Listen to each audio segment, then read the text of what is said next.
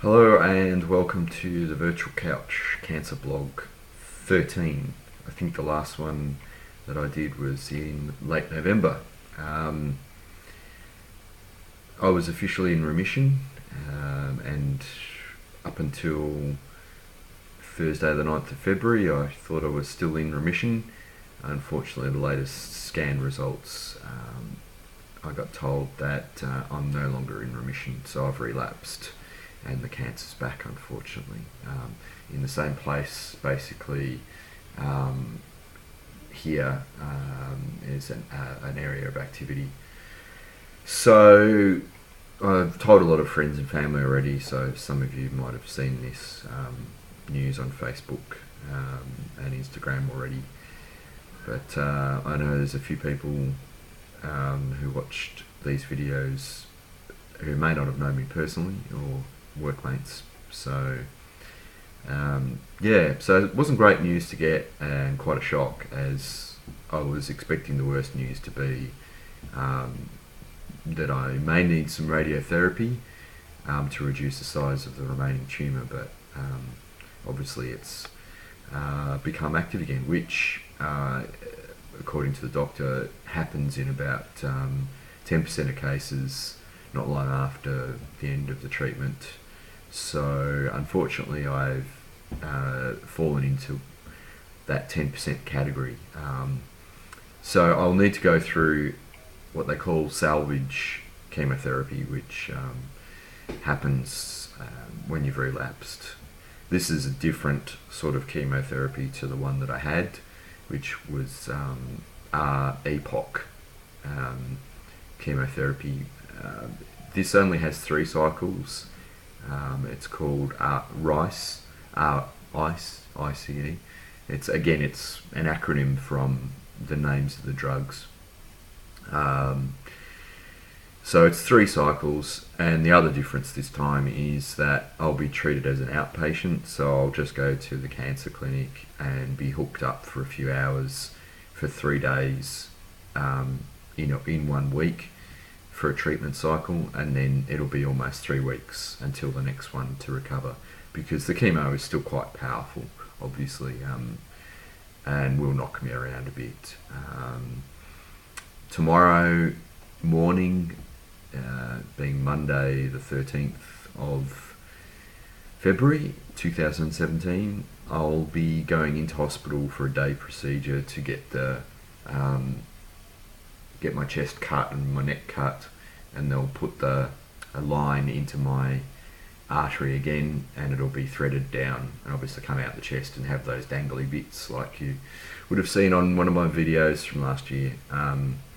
So after 3 months of not having one of those, I'm going to have to get used to being having USB cables or being like a cyborg again, which is not that comfortable, but you do get used to having them after a while of having these things. It just makes showering and bathing a little bit more complex, because you have to keep it, you have to be careful, and also when you're sleeping and stuff like that. So, but the operation to get it takes about 45 minutes or an hour under a local anaesthetic, so it's uncomfortable, but it's not too bad. You can get through it okay, and then it's just a matter of the stitches healing up and coming out a few weeks later. So, and then the bandage gets changed once a week, and so pretty much it becomes a part of you.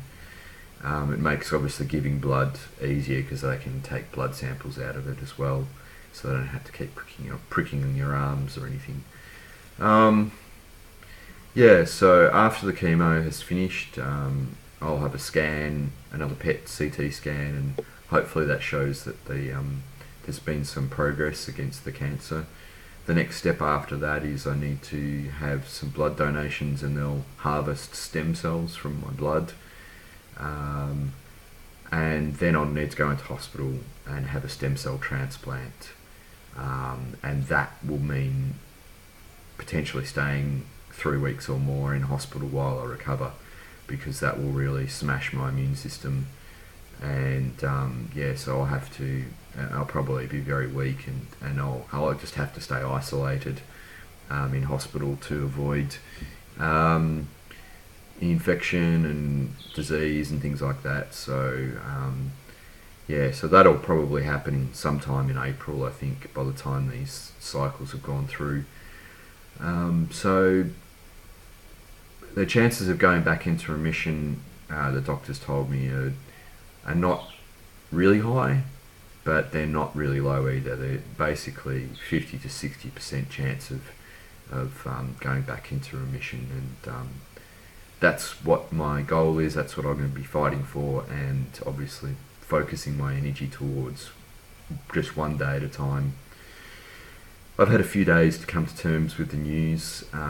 It was a real punch to the guts, as you can imagine, and not the news that I was expecting.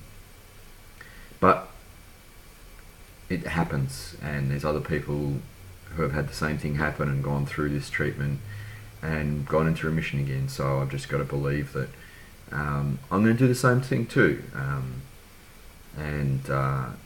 So that's my mindset. I'm anxious at the moment, obviously. I'm scared, but at the end of the day, you've got to trust your doctors. It really was only like 20 years ago, I don't think non-hodgkins lymphoma even had a treatment available to it. So, in those terms, I'm fortunate that I'm alive today and able to receive this treatment and have a chance to beat the cancer and go into remission and start life again. Because at the moment life goes on hold, and my whole focus and thoughts are on getting through the next treatment and dealing with the side effects, and not thinking too far ahead, because you just can't afford to.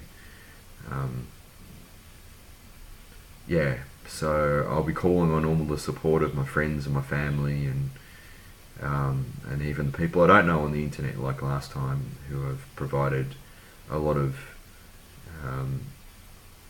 support when I needed it most. Even just the comments on videos or comments on Instagram posts or Facebook, it can be a random comment or a small comment, or but sometimes, when you're lying there in the middle of the night feeling sorry for yourself and feeling really sick with side effects, they really do help. So but I can beat this.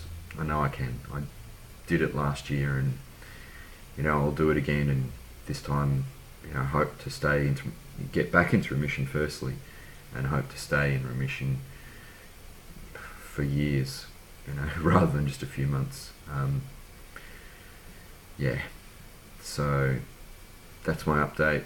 It's not great news, but there's obviously hope going forward, and that's what I need to hold on to.